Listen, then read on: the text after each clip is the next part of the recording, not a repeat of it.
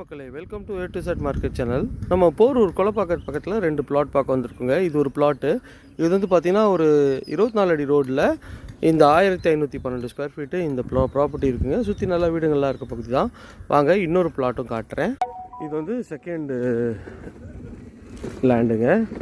இதுவும் பார்த்தீங்கன்னா இது வந்து இந்த லொக்கேஷன் வந்து பார்த்திங்கன்னா சூப்பராக இருக்குங்க. என்னென்னா கிரேஸ் சூப்பர் மார்க்கெட்டுக்கு ஜஸ்ட் ஆப்போசிட்லேயே வருங்க. மெயின் ரோட்லேருந்து ஜஸ்ட் ஒரு 500 மீட்டர்ஸில் இந்த சைட்டுங்க.